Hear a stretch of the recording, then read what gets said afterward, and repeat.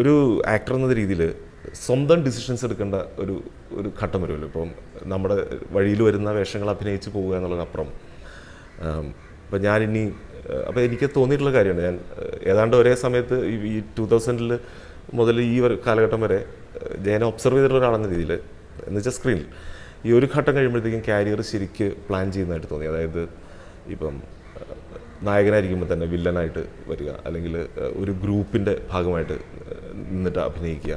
അപ്പോൾ ഈ പ്ലാനിങ്ങിൽ, അതായത് സ്വന്തം ഡിസിഷൻ എടുക്കുക എന്നുള്ളത്, എൻ്റെ ക്യാരക്ടർ ഇതായിരിക്കണം എന്നുള്ള രീതിയിൽ ഡിസിഷൻ എടുക്കുന്ന ഒരു ഘട്ടം എപ്പോഴാണ് വന്നത്?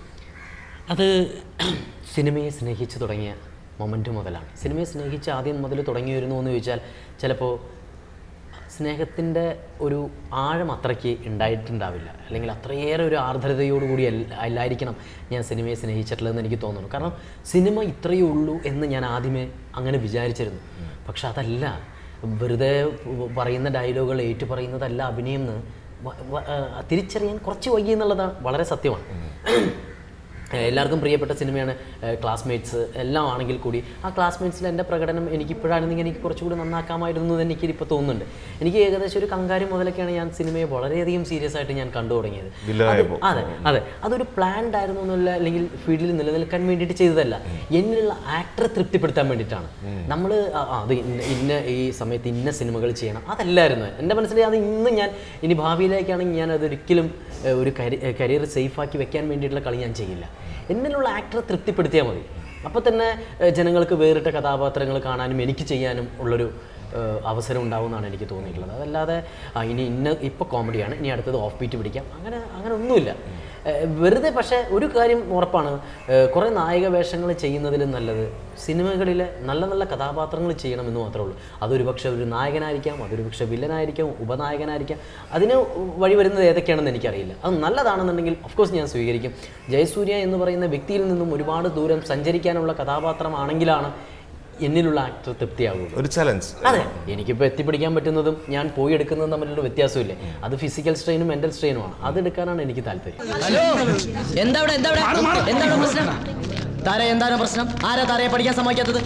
എനിക്കെന്താ ഇതിൽ കാര്യം? ഇപ്പോൾ ക്ലാസ്മേറ്റ്സിലെ കഥാപാത്രത്തെ ഒരു റെട്രോസ്പെക്റ്റീവ് എഫക്റ്റോടുകൂടി ജയൻ പറഞ്ഞപ്പോൾ അത് കുറച്ചുകൂടി നന്നാക്കാമായിരുന്നു പറഞ്ഞു. സത്യം പറഞ്ഞാൽ പ്രേക്ഷകർ ജയസൂര്യ എന്ന് പറയുന്ന ആക്ടറുടെ ഒരല്പം നെഗറ്റീവ് ട്രേറ്റ് ഉള്ള ഒരു ക്യാരക്ടറെ കണ്ടത് ആ സിനിമ മുതലാണ്. അപ്പോൾ എനിക്ക് തോന്നിയിട്ടുള്ള observation if you don't mind I can share. അതായത് ഈ സ്റ്റേജ് പെർഫോമൻസിൽ നിന്ന് വന്നിട്ടുള്ള കുറേ ആക്ടേഴ്സിന് സ്റ്റേജിൽ നമ്മൾ ഉപയോഗിക്കുന്ന ഒരു പ്രത്യേക ഭാഷയുണ്ട് അവിടുത്തെ ആ ഒരു ഓഡിയൻസിനെ തൃപ്തിപ്പെടുത്താൻ വേണ്ടി. അപ്പോൾ ഈ പിന്നെ ഒരുപക്ഷെ സതീശൻ കഞ്ഞിക്കുഴി എന്ന് പറയുന്ന കഥാപാത്രത്തിൻ്റെ സ്ലാങ് ഇതിനകത്തൊക്കെ ഉണ്ടായ ഒരു പ്രയാസമായിരുന്നു ശരിക്കും ജയസൂര്യ ഒരു നന്നാക്കാമായിരുന്നു എന്ന് വിചാരിച്ചത്? അതല്ല, അതിൽ ഇപ്പോൾ പറഞ്ഞതുപോലെ അത് ഡയറക്ടറാണ് മൊത്തത്തിൽ. അത് എന്നിലുള്ള കോൺട്രിബ്യൂഷൻ ഉണ്ടായിരുന്നു എന്ന് വെച്ചാൽ തീർച്ചയായിട്ടും ഉണ്ടായിട്ടുണ്ട്. കാരണം എനിക്ക് ഈ സതീശൻ കഞ്ഞിക്കുഴിയിലേക്ക് പോകാനായിട്ട് അധികം ദൂരം സഞ്ചരിക്കേണ്ടിയൊന്നും വന്നില്ല. കാരണം എൻ്റെ കോളേജിൽ ഞാൻ പഠിച്ചിരുന്നപ്പോൾ, അല്ലെങ്കിൽ ഞാൻ സ്കൂളിൽ പഠിച്ചിരുന്ന കാലഘട്ടത്തിൽ തന്നെ എൻ്റെ തൊട്ടപ്പുറത്താണ് ഇതുപോലത്തെ രാഷ്ട്രീയക്കാർ എല്ലാം നമ്മുടെ കൈക്കുള്ളിലാണ് എന്ന് കരുതുന്ന കുറേ രാഷ്ട്രീയക്കാരുണ്ട് ഈ സതീശൻ കഞ്ഞിക്കുഴിയിലേക്ക്. എന്നാൽ ഭയങ്കര പേടിച്ചു തൂറികളാണ്, എന്തെങ്കിലും ആദ്യം വിടുന്നത് അവന്മാരാണ്. അപ്പോൾ അവന്മാർ നിൽക്കുന്ന ഒരു ഭാഷ കാര്യങ്ങളൊക്കെ എനിക്കറിയാം. അപ്പോൾ അതൊക്കെ സിനിമ കണ്ടു കഴിഞ്ഞിട്ട് ഒരുപാട് പേര് വിളിച്ചിരുന്നു. കാരണം സതീശൻ കഞ്ഞിക്കുഴി ഞാൻ എൻ്റെ കോളേജ് എല്ലാവരും പറഞ്ഞ ഒരു കാര്യം ഇതാണ്, ഇത് എൻ്റെ കോളേജിൽ മറ്റവനെ പോലെ ഇരുന്ന്. അതെന്തുകൊണ്ടാന്ന് വെച്ചാൽ അത് ഞാൻ ചെയ്തതിൻ്റെ ഗുണം കൊണ്ടല്ല, അത് അദ്ദേഹം എഴുതി വെച്ചതിൻ്റെയാണ്. അല്ലേ, അത് വളരെ നമുക്ക് എല്ലാവർക്കും വിശ്വസിപ്പിക്കാൻ പറ്റുന്നൊരു കഥാപാത്രം അതിനകത്തുണ്ടായിരുന്നു. പിന്നെ ലാലിച്ചേട്ടനോട് ഞാൻ എന്നും കടപ്പെട്ടിരിക്കുന്ന ആ ഒരു കാര്യത്തിലാണ്. കാരണം എനിക്ക് വേറിട്ടൊരു കഥാപാത്രം അദ്ദേഹം തന്നതുകൊണ്ട് മാത്രമാണ് എനിക്ക് അങ്ങനെയും കൂടി ഒരു പാതയുണ്ടെന്ന് ഞാൻ തിരിച്ചറിഞ്ഞത്. അറബിക്കഥയിലെ കഥാപാത്രം അല്ലേ, തീർച്ചയായിട്ടും ശരിയാണ്. അത് നല്ലൊരു ഇത് തന്നെ.